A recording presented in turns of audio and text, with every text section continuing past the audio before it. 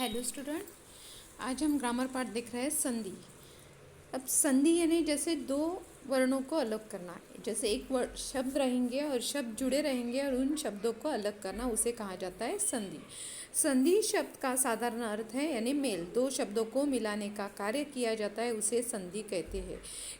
किंतु व्याकरण में दो वर्णों के परस्पर मेल से उत्पन्न विकार को हम संधि कहते हैं। जैसे दो वर्णों से दो वर्ण इकट्ठा आएंगे, उन मेल से जो विकार उत्पन्न होगा उसे संधि कहेंगे। अब समास और संधि में क्या अंतर है उसकी आपको थोड़ी सी जानकारी दे देती हूँ। समास में दो पदों का संयोग होता है, जबकि संधि दो स्वतंत्र शब्दों के या शब्दांशों के वर्णों के मेल से उत्पन्न विकार को कहते हैं।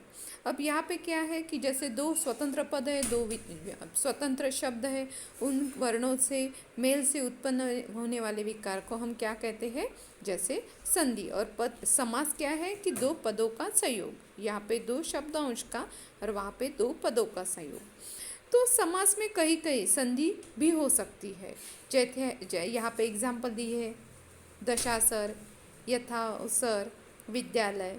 तो ऐसे जैसे समास में और संधि में उसकी जो पद है वो अलग हो सकते हैं।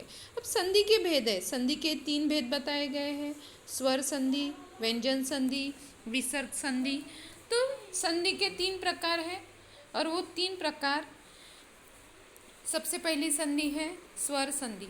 दो स्वरों के परस्पर मेल से उत्पन्न विकार को हम क्या कहते हैं, संधि।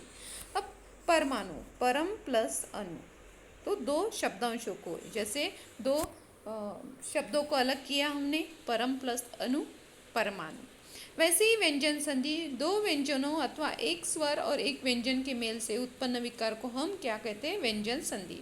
अब जैसे दिक् प्लस अंबर, वाक् प्लस मय, वांग्मय। विसर्ग संधि में क्या हो रहा है कि विसर्ग के साथ स्वर अथवा व्यंजन के मेल से उत्पन्न विकार को हम विसर्ग संधि कहते हैं। देखो यहाँ पे क्या बताया, विसर्ग संधि में व्यंजन विसर्ग के बाद स्वर अथवा व्यंजन के मेल से उत्पन्न विकार को विसर्ग संधि कर।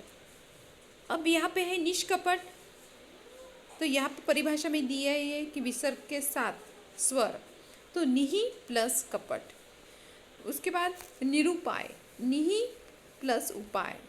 तो संधि के भेद, यहाँ पे भेद भी स्वर संधि और स्वर संधि के कितने भेद है और उसके उपभेद भी यहाँ पे बताए हैं। अब जैसे मैंने आपको इसके पहले स्वर संधि के जैसे दीर्घ संधि, ह्रस्व संधि, गुण संधि, यन संधि, अयादि संधि, इसकी जानकारी नहीं दी, पर अभी इस वीडियो में मैं आपको ये पूरी जानकारी देती हूँ कि आपको इस टॉपिक के रिलेटेड संधि के जो 5 भेद हैं उनकी जानकारी भी देती हूँ। अब इस जानकारी के हिसाब से आपका जो संधि से रिलेटेड है, जैसे मैंने आपको स्वर संधि बताया, स्वर संधि के प्रकार नहीं बताया है, पर इस वीडियो के माध्यम से आपको आपका जैसे स्वर संधि के कितने प्रकार है ये आपको पता चले। अब सबसे पहले है दीर्घ संधि। ह्रस्व स्वरों के सजातीय दीर्घ स्वरों के मेल से अथवा दीर्घ स्वरों के स्वजातीय यानी सजातीय स्वर रहेंगे, ह्रस्व स्वर, और उनके मेल से उत्पन्न विकार को दीर्घ संधि कहते हैं। तो ह्रस्व और दीर्घ, जैसे ह्रस्व यानी जब बोलने में कम समय लगता है और दीर्घ स्वर यानी जिसमें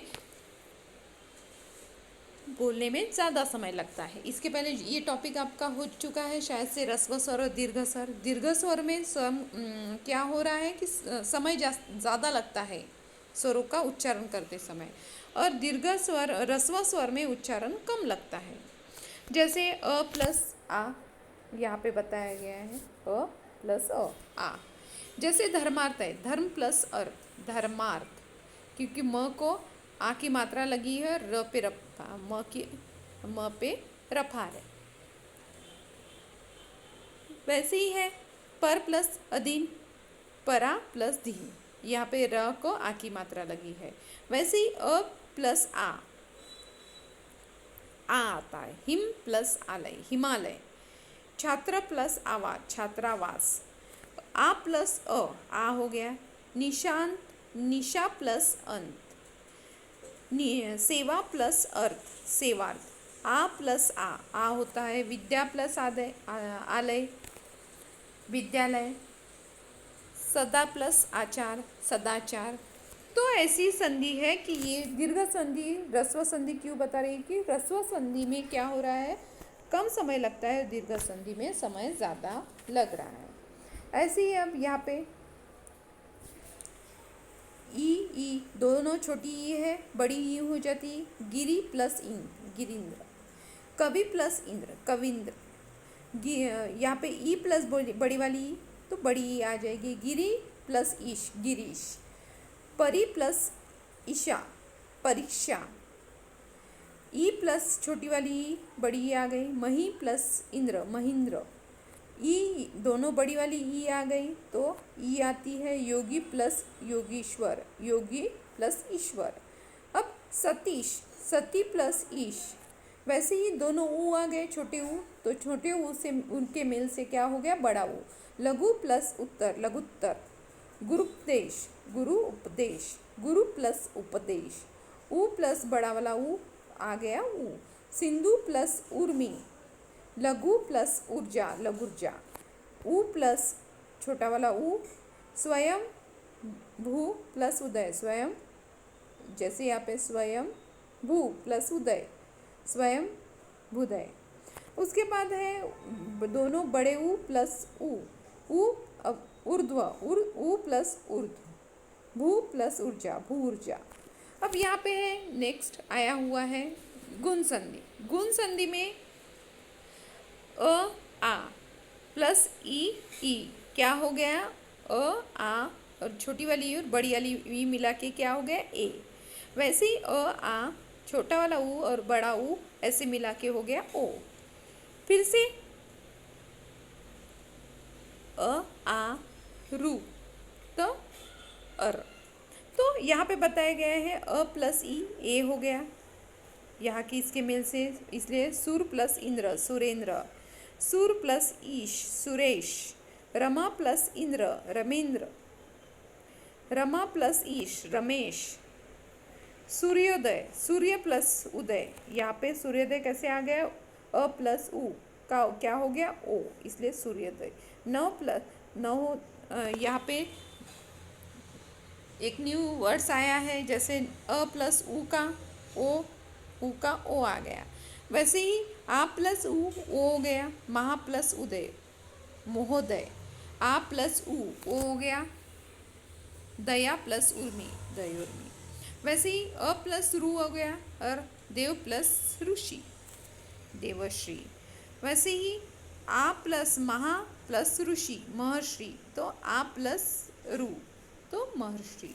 तो ये क्या है, ये है गुण संधि। इसके पहले हमने कौन सी संधि देखी, वो संधि कौन सी थी, वो संधि थी दीर्घ संधि। ये कौन सी संधि है, ये है गुण संधि। अब इसके बाद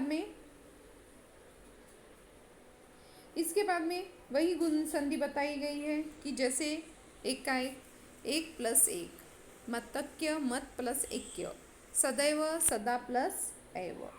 उसके बाद महा प्लस ऐश्वर्य, महेश्वर। परम प्लस ओजस्वी, परम मोजस्वी।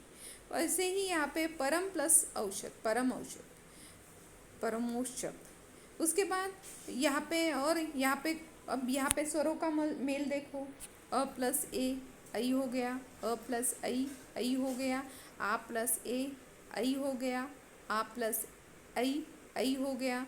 वैसे अ प्लस ओ, औ, अ प्लस औ, औ, आ प्लस ओ, औ।